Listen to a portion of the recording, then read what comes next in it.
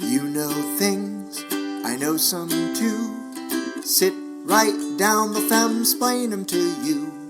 If there's a thing you wanna explain, these two feminists can entertain.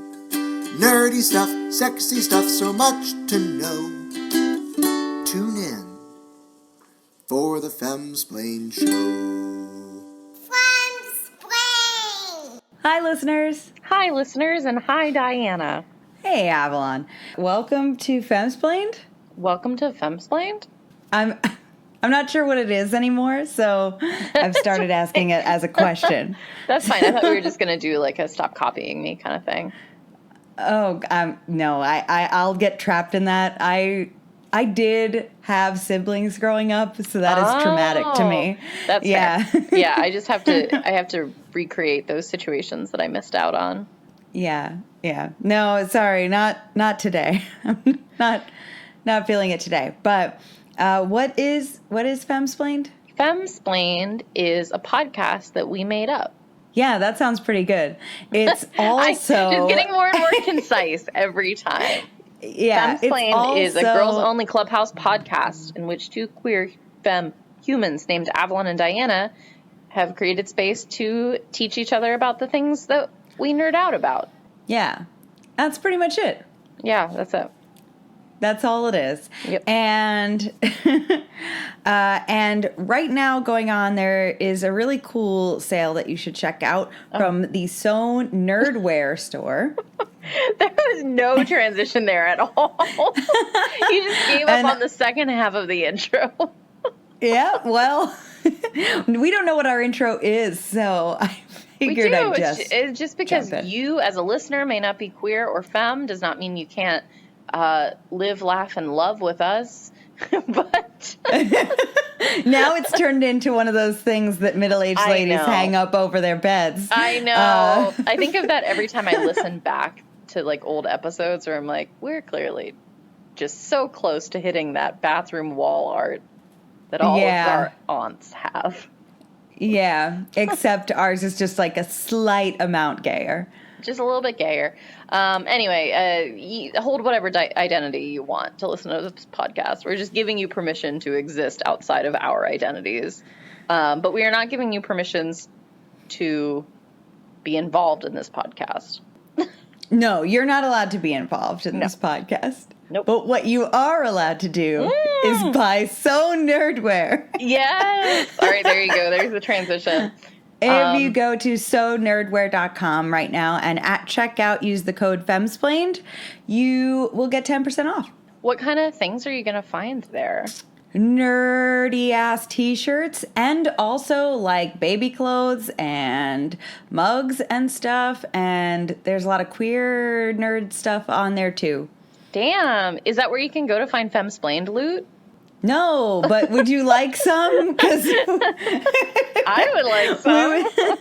We would like to make some, but haven't yet. So, Yeah. I guess stay tuned. If you want to encourage us to make some, then maybe we'll be more likely to. Shower Avalon in compliments on social media because she's the one with the only talent between us to do that. So we need her. I don't want to be showered with compliments. I want to be showered with light-hearted insults and ribbing. Oh, okay. All right. So tell Avalon to fuck off on social media and maybe we'll get a t-shirt. Yeah. If you say, Avalon, fuck off, design a t-shirt, fudge off, you fuck, then I'm probably a lot more likely to ... I love it. Good. Well, that's what Femsplained is. Last week we had an Avalon-esque episode. This week something exciting is happening. But before we get to that, Avalon, what did nerd culture do for you lately? Oh my God, this is so exciting. This is the second time that I've really only had a week of experiences to pull upon, which makes it a lot easier for me to answer this with a firm yes or a no. Because I am not like scraping the back of my brain for things that have happened over the past 6 months. But in the past week, I had a show. I don't I don't know if it counts really as nerdy, but I did a Muppet Christmas Carol burlesque number. I cannot believe that you did not tell me that. You're in trouble. We're in a fight.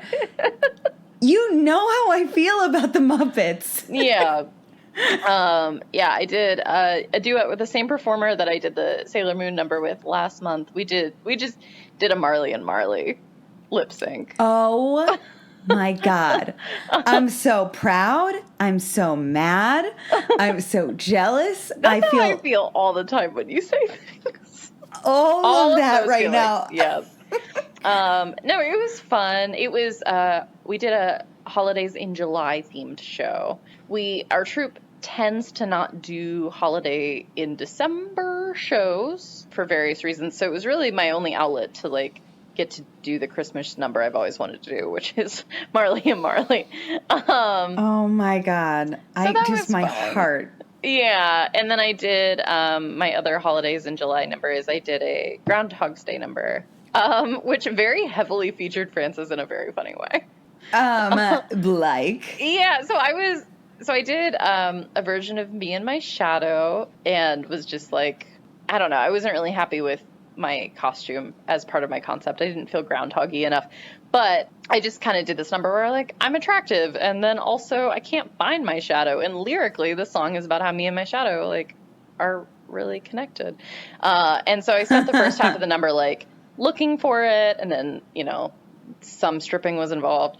And then Frances ran out from backstage in like a full Zenny suit that was black and like did a little bit of like jumping from side to side behind me as I turned around to look for him. And he very hilariously like forgot to take his glasses off before he put the Zenny suit on. So like the Zenny suit had like glasses underneath it, which was really, really funny. And then I found him and then we just like danced a little bit and then it was over. But they were both pretty chill numbers, not like super intensive. Both my numbers were like barely 2.5 minutes, which is super quick. So it was a pretty relaxed show altogether. In terms of what I've been consuming, I did just binge something. What did I just binge? Oh, I watched season 3 of Stranger Things. And oh, awesome. I have good feelings about that. It definitely, the first 2 seasons to me had like a very distinct early 80s vibe, and this one definitely had a new vibe to it for me, with like it being set in 1985. I think the pop culture references it was drawing upon were kind of fresher than the first 2 seasons, which I liked.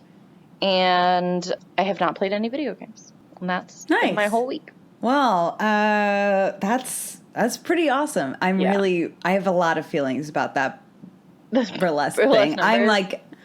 I'm really, really upset and mad. But yeah, so my nerd culture experience in the last week has basically been that I started playing the old Sonic games again. Oh, good. And that's pretty much, I think that's it. I don't know. What else am I doing? I think right now... You're continuing to put a lot of effort into that venture. It seems like you've been doing a lot of map stuff. Yes. So I've been doing lots of custom map stuff. I am planning a custom D&D experience for some local first-time players. That's going to be really exciting. Yay! And I'm planning a gaming event in September for the Cogs family. Nice. And I'm planning something else much sooner. And that's what I've been doing. Well, that's not nerd culture, but it is time-consuming culture, and I feel like racked with guilt every time I remember that is happening. No, I love it so much. I'm so excited. Yes. Ugh. That does remind me, you saying that I ran my own personal game for the first time in a long time the other night, and it was soups fun. I felt like I had leveled up a little bit, like in terms of being as a GM. Yeah, it just went really well. So that felt cool for me. And we're going into our first ever festival episode. Oh, those are the best. I'm so Those are excited, so but good. I am just having to do so much, like in terms of establishing the games and this and that, which is actually really fun. It's just like a type of Yeah. game prep that I've never done before, and I'm really enjoying it. Yes. Oh, I have a list of like really like silly like gag items yeah. for sale. Like if you want Yeah. like a comedic vendor who Love that. Yeah, it's so fun to do a festival episode. Oh, I'm so excited. Okay. Yeah. Well, yeah, so I'm looking forward to that. I interrupted you, though. And then I guess just collectively, we've got some mysterious stuff on the horizon. Ooh, Femsplained announcements coming soon. Femsplained announcements. Femsplained. I don't know the name of our own podcast. But we've got some cool stuff coming up. Yeah. But this week is back to me for some femsplaining.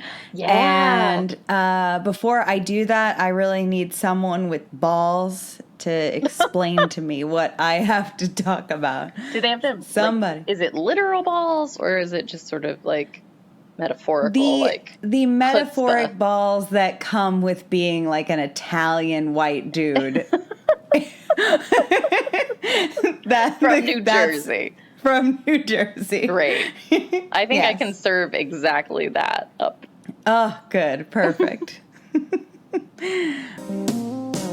a mansplain minute. Ooh, everything's explained. In a mansplain minute. Ooh, tell the ladies what to say. In a mansplain minute. Putting 1 minute on the man, watch, and go. Dollhouse. Who gives a crap? Not me. I didn't even know this was a show.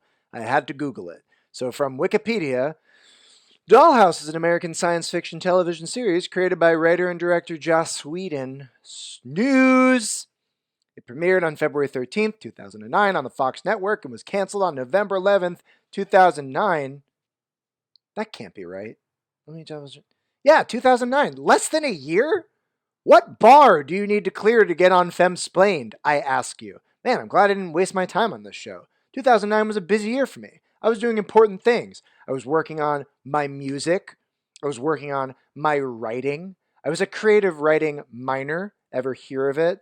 Yep, I was that guy in class where if you did not write something good, I let you know. A lot of people in class, they're all like, oh, this is, I like the prose and you really use some good words here. And I'm like, no. I'm going to tell you when your writing's bad, because my writing's the best. I'm the best writer in class. What were we talking about? Dollhouse. Show about dolls. And that's your Mansplain Minute. So Francis said whatever Francis said, and the topic is Joss Whedon's Dollhouse, which is something really... When you say it like that, it's like way creepier. Joss Whedon's Dollhouse. It sounds like a place that I'm glad Eliza he doesn't actually do Dushku that with his name and Sarah Michelle Gellar are stuck inside of. Gross. They're trapped and they can't get out. Dollhouse is one of the short run TV shows that Joss Whedon is responsible for. I'm so sorry to interrupt you. Do we want to introduce what? I think, you know what? Yeah, I think we should really get this out of the way because we're going to do a couple of episodes of Joss Whedon content. Yes. From either of our perspectives, because Joss Whedon is a strange thing between the two of us where between us both, we do like just about everything that he's put out, but we have none of those things in common. No, there's no overlap. We both, seem to be super polarized on literally everything he's created. In fact, to my knowledge, the only things that we agree upon are the Buffy movie. Correct. And disliking him as a person. Oh, yeah, yeah. And not wanting to support him, except that is what we will be doing over the next few weeks. Yes, we're going to support him, but also drag him a little as well. Great. So I like talking about Dollhouse because of the things that he's made. I think of his TV shows, while it's absolutely probably, it's got to be his least popular creation. I think so, yeah. I can't think of anything else that I hear about less often. Yeah. And I think it's the best. I think it's the best one. That's insane. And I know. And I will be tarred and feathered by every Firefly fan who hears this podcast, but I am one of you as well. I am a certified brown coat, and I just happen to think that Dollhouse is a better show. So, to give it Yeah, sorry, I was going to interrupt you, but then I won't. No? Okay. I was going to say, why do you think it's better than Firefly? But I feel like that's maybe a topic for either later or the Firefly episode. Yeah. Well, all right. So I guess the basic premise of the show is that, science has evolved to a point where we're able to deprogram and reprogram people's brains to hold different personalities. That, of course, gets exploited for profit by private corporations that are programming people to, at a glance, it starts out that basically they're being programmed for the personal joys and pleasures of extremely rich people. They're sex robots. Or fulfilling some sort of kind of, I don't know, secret need of these people. Like some very wealthy person hires one as a private detective because they don't want their case to be on the radar of any real police. That makes no sense. Why would you not want somebody experienced? No, they are. They're literally the most experienced person that you could possibly ever get. So these aren't people that are acting like they're programming their brains to literally be the person that the client is trying to hire. So that's I get that.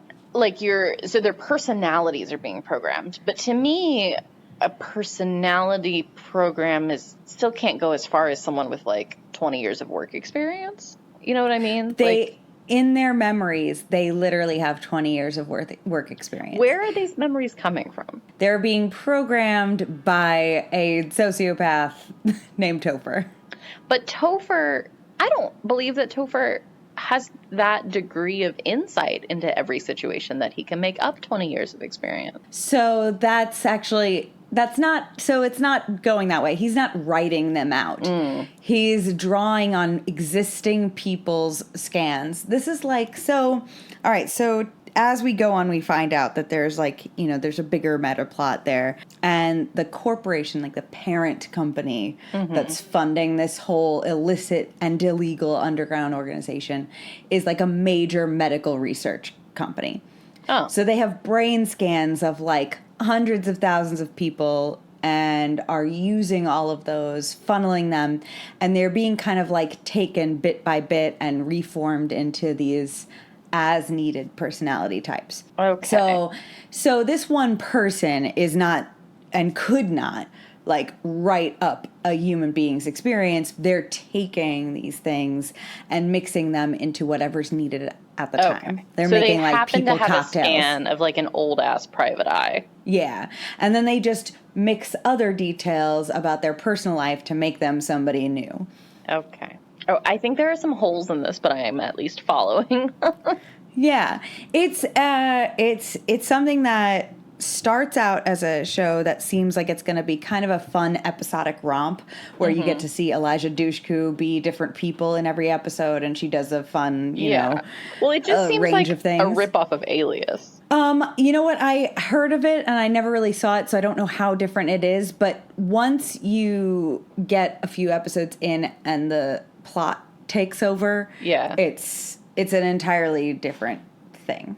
Okay, so it's not just what are different kinds of weird, memoryless, consequence-free sex fantasies that we can have about Elijah Dushku in different situations. No, yeah, they do that for the first 3 episodes, and then it's an entire, and then the actual plot kicks in, which is that kind of. There are 2, I guess, meta plots that kind of form together. One is how far would humans go to exploit this technology if it existed? Which is, the answer is the farthest that they could possibly take it. So it's kind of exploring what direction that would go and how it would take place. would infiltrate politics. It would infiltrate, like, you know, the police Yeah. force, you know, like where it would go and how Well, I would just assume that everybody rise was one of these robots. Well, I mean, at first, certainly not, but, you know, over the course of time and, you know, making it more commonplace and Are we going to have that's spoilers kind of, in this episode? It's all spoilers. The show came out in 2009. I know, I just want to clarify. So the show came out in 2009. My guess, based upon nothing, is that the character that's programming everyone is one of these robots. Oh, no. Damn. So the people who are doing this originally are, you know, they're kind of like scientists who think they're on the horizon of something that's amazing, and they still sort of believe in what they're doing. They believe that, and they believe that they're doing something that's good for humanity. So the people coming in who become the programmable people, they spend 5 years doing this, and at the end of 5 years, they're given like boatloads of money. They're given a like pre-packaged life to go back to with like alibis for the last 5 years, paychecks coming in automatically, an apartment already existing in their name in like, you know, an upscale neighborhood. Like they've got, and for the last 5 years, their family has been receiving paychecks from like an anonymous donor or whatever. So they do these 5 years, and then when they're done, they're extraordinarily rich. They don't remember any of this having happened, and it's just all sort of neatly packed away, like as if it never happened. And a lot of them are, of course, like exploitable people who have prison sentences coming up that are extravagantly long, or people who have PTSD or some other, you know, very complicated and debilitating illness of some kind. And like part of that will be that the programmer will take that bit out and like fix that while he's in there.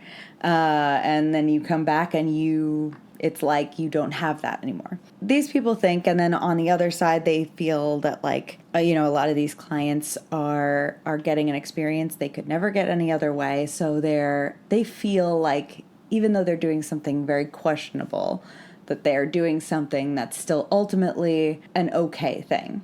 Sure. And, you know, some of them have harder times dealing with it than others, but on the whole, that's how they start out.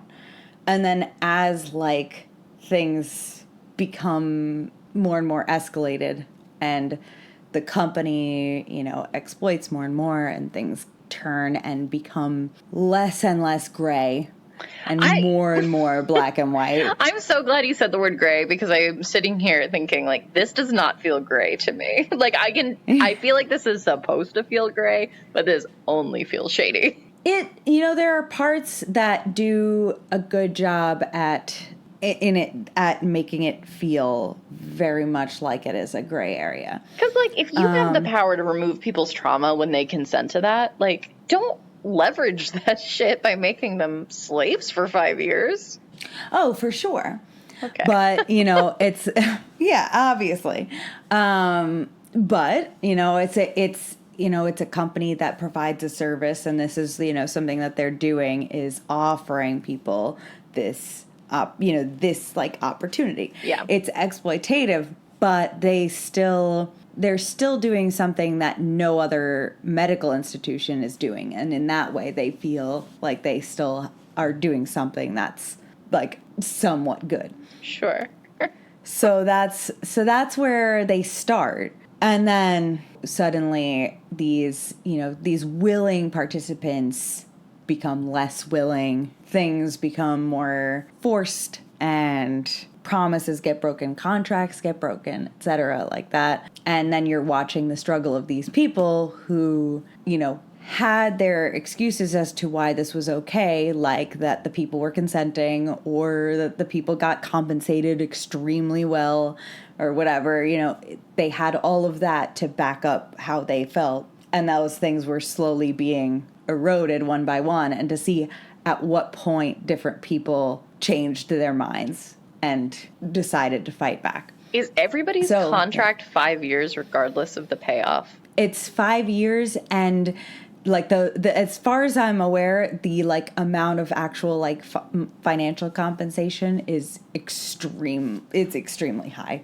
Sure. They don't ever specify if it's literally the same, but it's 5 years across the board for everyone, and like this huge payout. I feel like it's 5 years because it's only hot chicks, and like 5 years feels like how long they think Elijah Dushku robot would be hot for. You know what? It's not. It's there's. You know, it is a lot of like hot people, dudes and ladies, but there's also some. I don't want to say not hot, but there's there's a little bit of. They're not all tens. A diversity. They're all tens in my book, but I mean they're not Okay. all. They're not all not society's tens. Eliza. They're Yeah. all not Eliza Dushku. Yeah. They're all not size 0 Eliza Dushku. I want to accuse you of just having Elijah Dushku loyalty, but that's because I continue to conflate the countries that the two of you are from, so never mind. Yeah, no. Yes. I'm not from there either. Well, that you have a cultural affiliation with the atrocities that occurred there. Like, she's Yes. very outspoken with the Albanian genocide, and I get that confused with the Armenian. With the Armenian. Yes. Yes. Different. They both start with A, though, so Well, I'm but I proud of also you. think there's something, like, in common with your physicalities. Yeah, I mean, maybe. I don't know. Yeah, Maybe. I think so. Oh, well, thanks. You're 'cause I like her a welcome. lot. So that's one of the overarching plots is watching how fast people become corrupt, and then how much pushing it takes to get people to fight back against that corruption. You know, like at what point do the people involved who do have a moral compass start feeling like they have to actually take a stand about it? And this was 1 season or 2 seasons? 2 seasons. Okay. The other arc going on simultaneously is that one of these programmable people becomes genetically resistant to the wiping of these memories and starts holding on to bits of them at a time, and kind of becomes a new person, a person who has multiple people inside of them Because of the memories. because the memories are not going away. Is it that one lady who's also on that show? That is the I most know. vague thing you've ever said in your whole life. I know. I really hate it when people say shit like that to me. Is the actress who's struggling with the memory issues also one of the characters on Being Human? Nope. And nobody who is on Being Human Are you sure? is in this show. Yes. It's that lady who has a very, like, equine face. She's not. I'm going to be so embarrassed because I love both those shows so much. Yeah. Hold on. But She has different hair color. She's like the vampire love interest, and her mom's the head vampire that keeps locking her up. Oh, for fuck's sake. Oh my God, I cannot believe I forgot that. Yeah. Yes, she is. She's not one of the main. Yes. Okay. But is she the one with I'm the so memory mad. problems?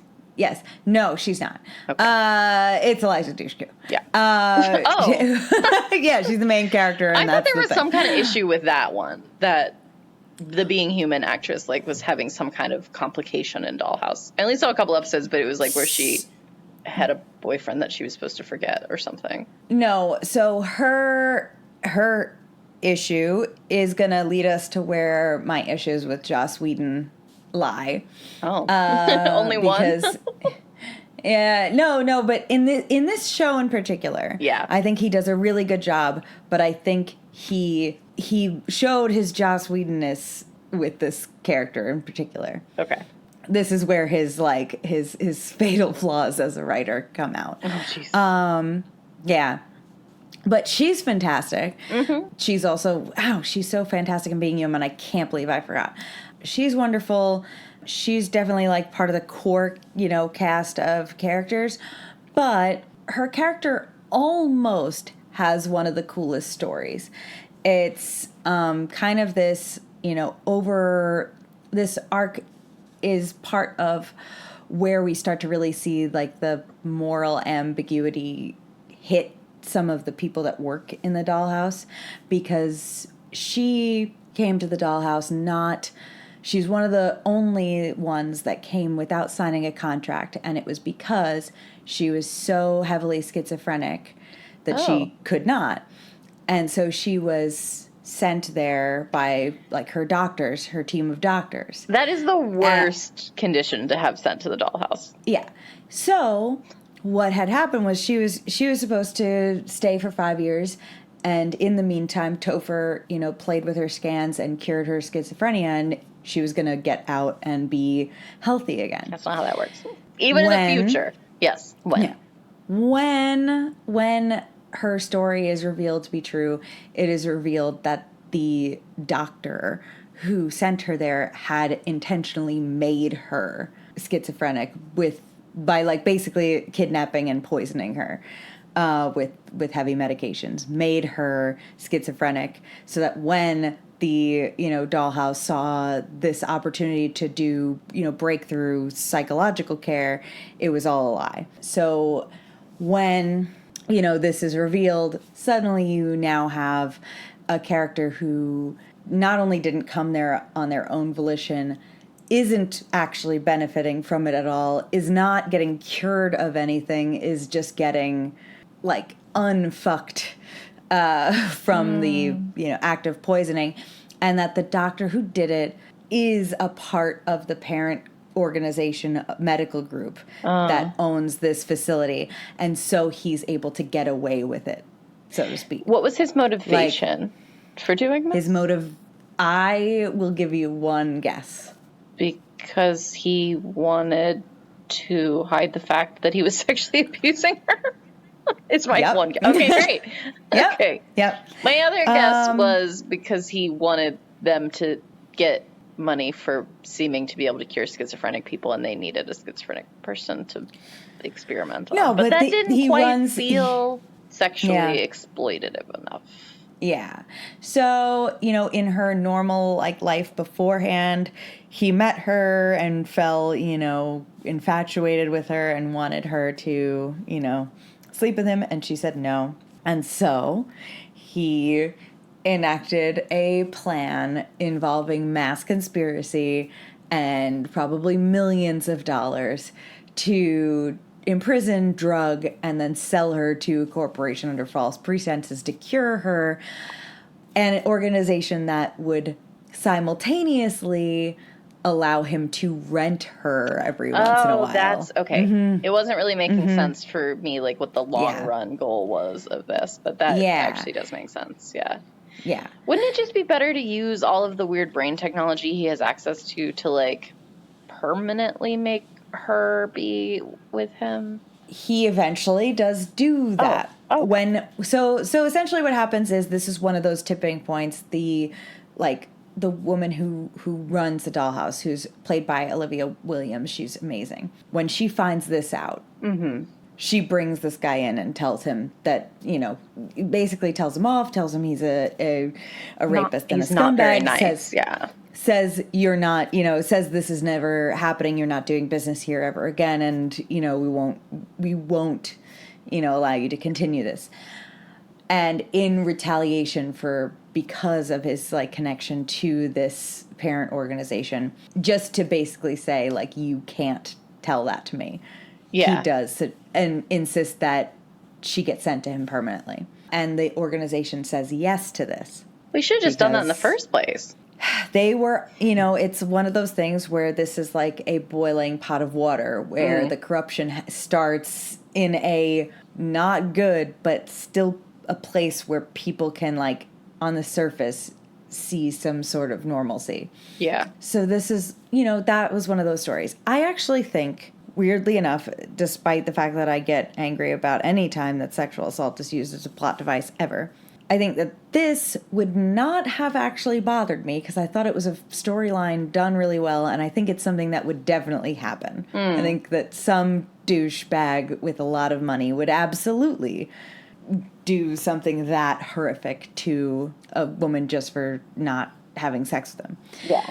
I think that part is extremely believable, and I think that the way that they resolve it is extremely unique. in that it's a decision that's made independently of the organization. It's the first time anyone dissents to the organization. And the programmer, instead of programming her with what he's instructed, he secretly puts her original personality back in so that she can defend herself. And she does. And then, it's kind of that's where the plot escalates. Is she still trapped, though? Or she kill him? No, she kills him. Okay, good. Yeah.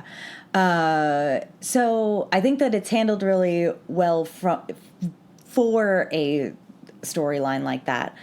My problem with it is that this is the second time in this very short series that this exact same character's entire plot revolves around her being sexual assaulted. So it's like with a different guy situation, a different person in one season? In the first season. In the first season, it's a different guy. It has no, It's just like I feel like he came up with this better story later, and was just like, let's do that. So that's the part that's very Joss Whedon, very annoying. Joss Whedon does unnecessary sexual assault. Yeah, exactly.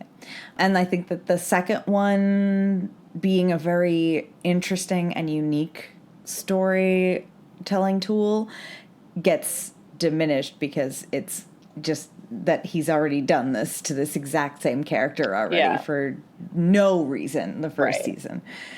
So, yeah. So it's the second season that all that goes down. That's interesting. Yes. Yeah. So again, I've seen only a couple episodes and they were not in order, and so I was very confused. But one of the episodes I saw was like, I had no idea what the fuck was going on because it seemed like all of a sudden for no reason there was time travel happening. Probably not. Or like there's no time travel, but there was like forward time skipping happening. Or like I wonder if you saw the like epilogue episodes. Maybe. But I was just I have no idea how we got to this point. But now it seems like the whole world is dystopian. Like, yes, you watched so here's what happened. Okay. So do you know what happened with Firefly years earlier? That it was canceled. that Fox aired it out of order. Oh. No. Yeah, that's why it got canceled. It got no viewership because the first episode that aired was the 5th episode of the show where all the characters knew each other already and everything was established and nobody knew what the fuck was going on. How could that happen? And then because fuck just... There's no way that was just an accident. I know, right? That's what I feel. Like how many shows have aired across time and history? In the right fucking order. Exactly. So they air all the episodes out of order. The viewership just goes so low, despite it actually, having such a popularity later. I just thought it was on the wrong network, which I guess it was. Yeah, it was. But now I feel like maybe like it was Righteous Justice and Joss Whedon had been a real creep show against somebody and they were like, surprise, your episodes are coming out in the wrong order. It could be.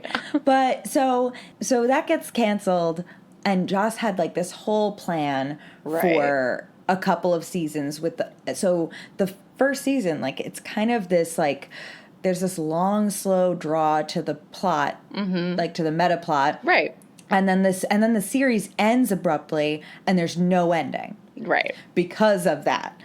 Dollhouse just did something like a contingency plan and wrote the ending like ahead of time and had those filmed and ready to go just in case. Well, okay, so I don't blame him for that. Yeah. But they were also he still surprisingly, he surprisingly got a second season. Right. So but like he was I think he still needed at least a third season to get to that epilogue. No, they did a great job with the second season leading perfectly into it. Yeah. It would have made absolutely no sense if it had just been the first season and then those episodes. Okay. But he had them just in case. Okay. You know, just to at least give us something.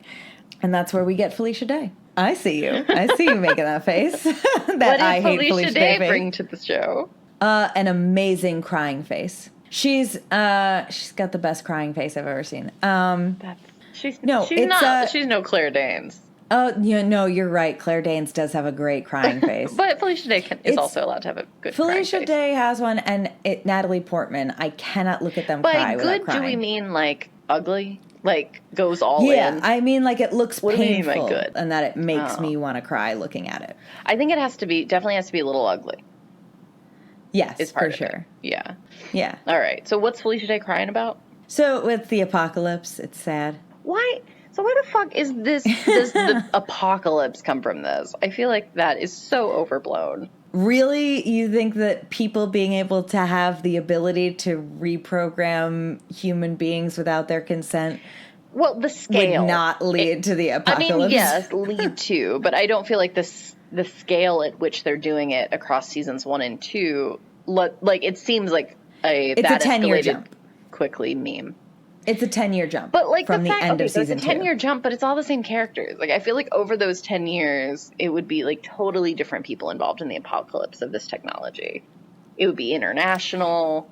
The corporation would have gotten huge. It would be like the Matrix. Everybody's in weird pods. Well, it is. It is that like it. Well, it's been international. Like in seasons 1 and 2, it's already international. I guess maybe I think the epilogue also just seemed really low budget to me, and that was part of the problem. They're just like, it's all happening in an office building, and they're just telling us it's the apocalypse. Is that accurate? I think no. Okay. Definitely not. That's my perception. But I do think it's a little bit low budget for what they wanted, but it definitely, there are definitely a lot of, fire in the streets kind of scenes, but I do think that it was filmed preemptively. Okay. Like, I think that that's part of why it maybe looks a little grittier.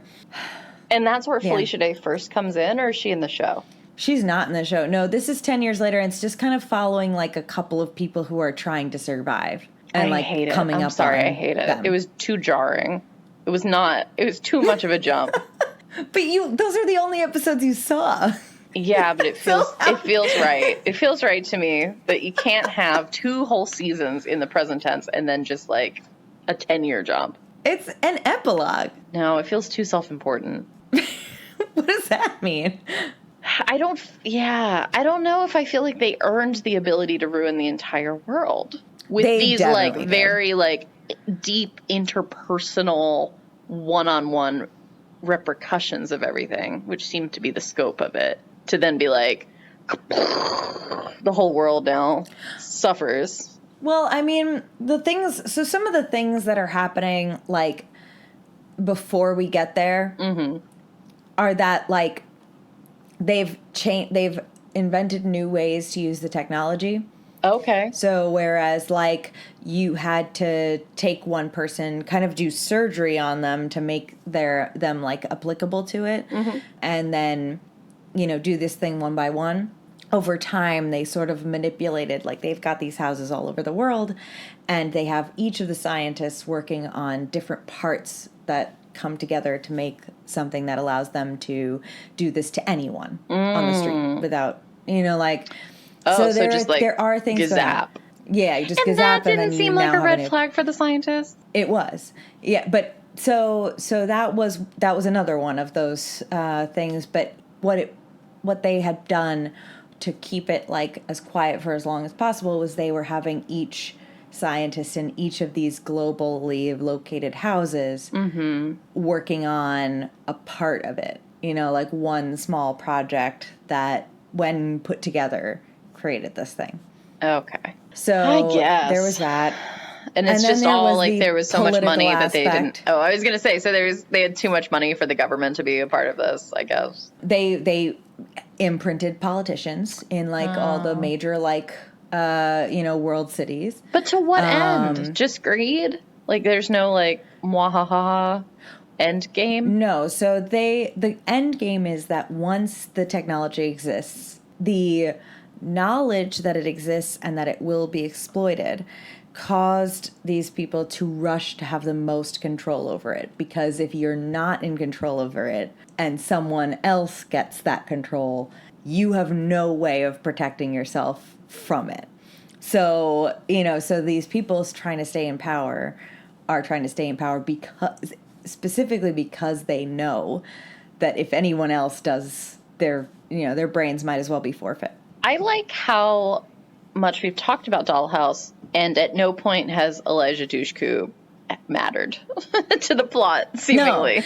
No. In fact, so her plot matters because her genetic ability to resist being wiped and being imprinted is what these like CEOs wanted her for. They wanted her for that because they think that she can be used to make a vaccine against it. Like that they could study what it is about her genetics that blocks it from happening, and that way they could stay in control, abuse this all they want, and completely be protected from it happening to them. Okay. So that's part of it, and then, also she's Eliza Dushku. The show, though, like, really showcases one actor in particular who's not done in nearly enough work since then. It's this guy named Enver Jogaj. That's not and real. I think I'm saying that right. No? That just doesn't sound real. It's a name I don't know how to pronounce. I believe that you are pronouncing it correctly. I just don't think that it sounds like a real name. Probably right. So he plays one of the other dolls in the house, and his ability to transform into all of these different roles is like it's so immersive and so convincing that he steals every scene that he's in. And it makes me very frustrated that I don't see him in literally every movie now. Huh.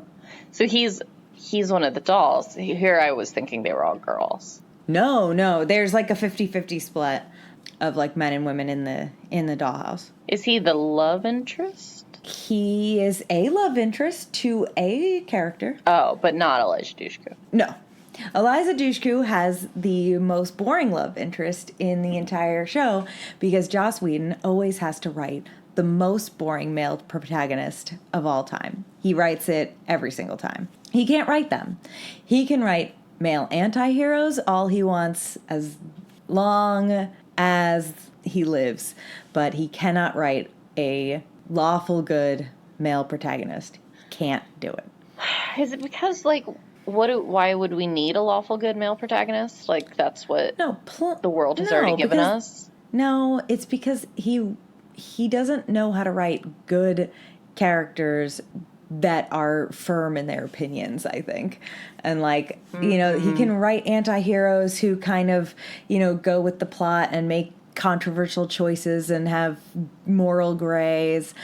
But to write a character that is just good all the time, he can't do it interestingly.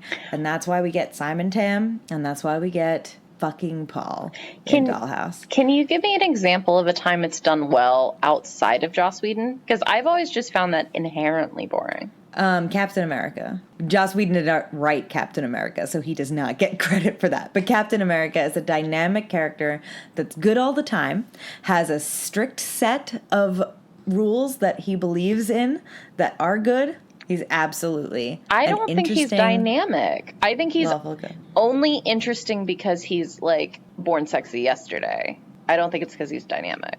I think it's just that there's so much... Do you think he's born sexy yesterday? He is literally born sexy yesterday. No, because he's an adult human being by the time that he gets frozen in the 1950s. It's like Blast from the Past. Yeah, but okay.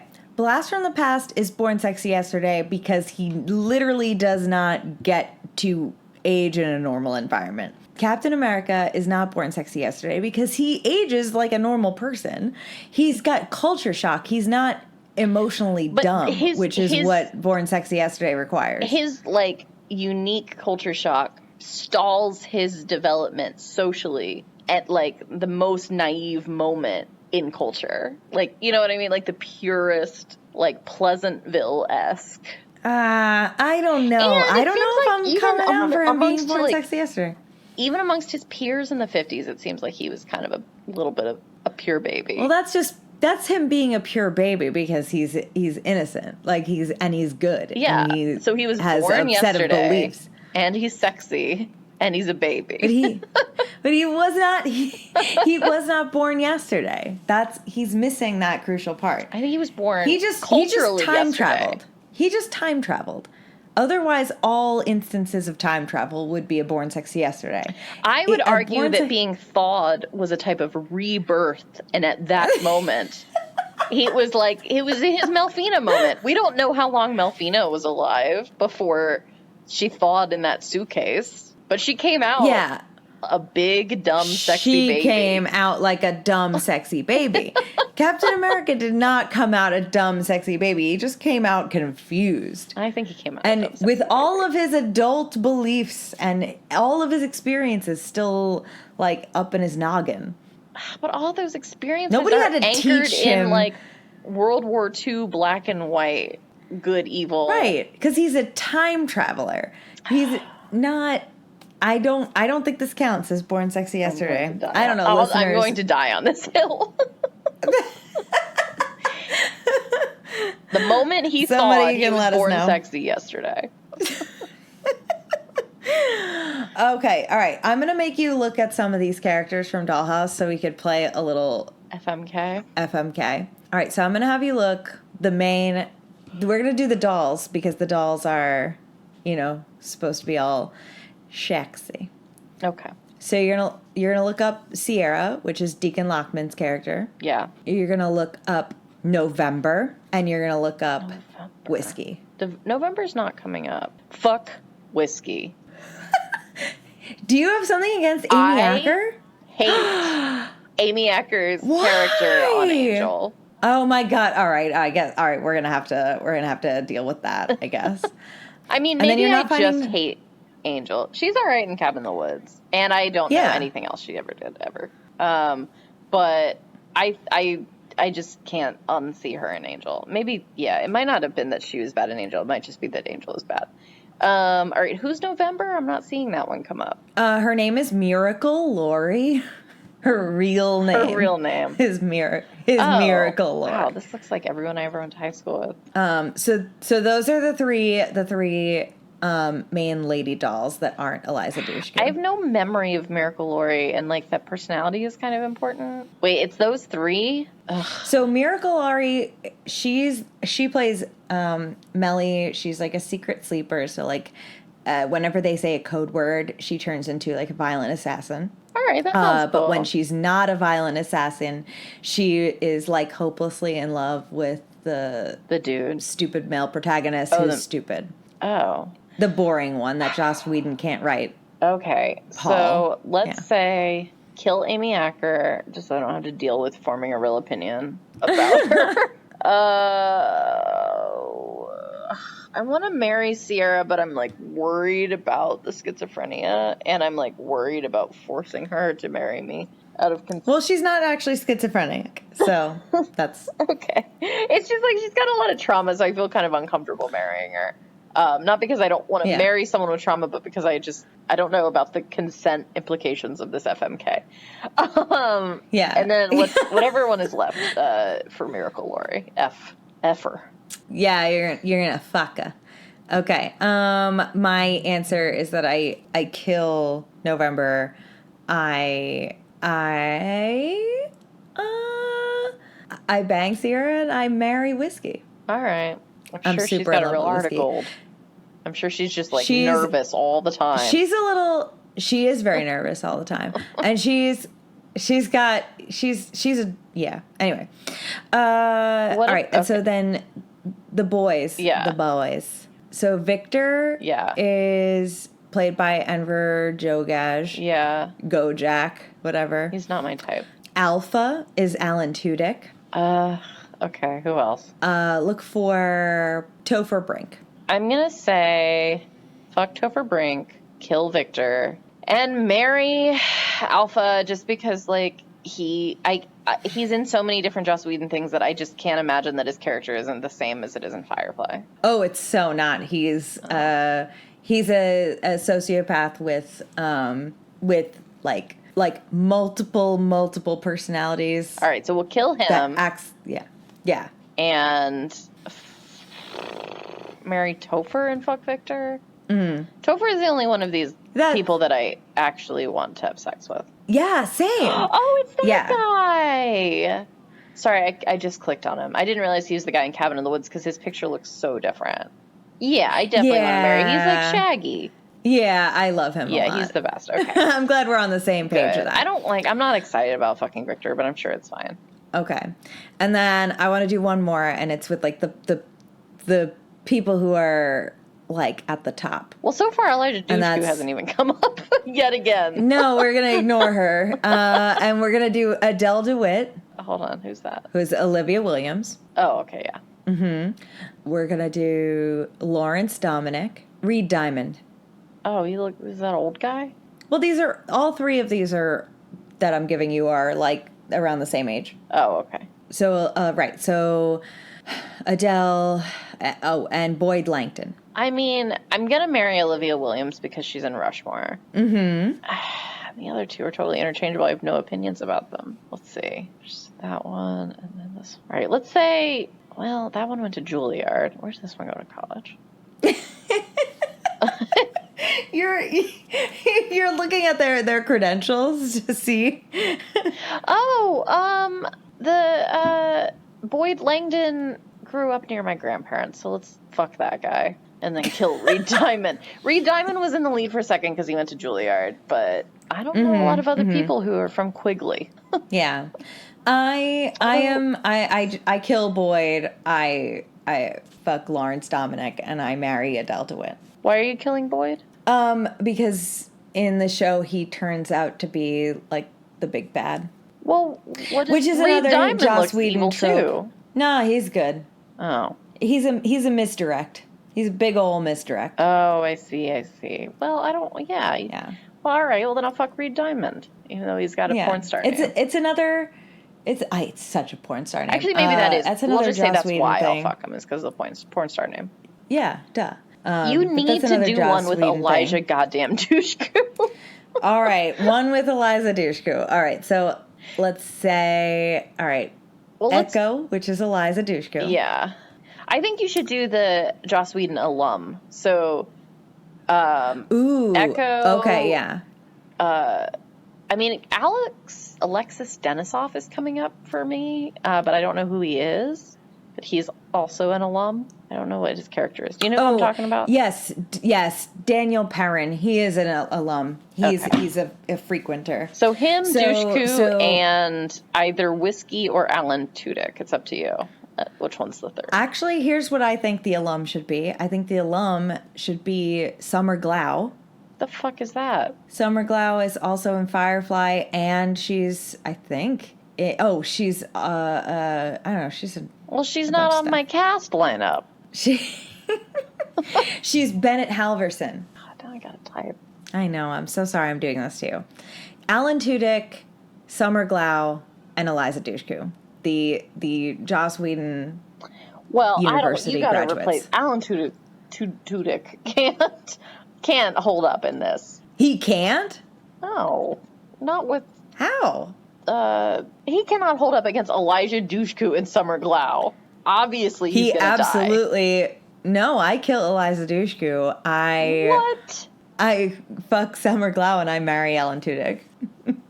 Well, that's insane. That's absolutely insane. Well, I'm gonna kill Summer Glau and fuck Elijah Dushku. That's not true. That's not what I'm gonna do. I'm just trying to be petty. I'm gonna fuck Elijah Dushku and marry Summer Glau. Even though River Tam was the character that I unconditionally killed when we had that ultimate FMK quiz that I made. Yeah. You did kill her. You perma-killed her. Well, that's because I just hate River Tam so much.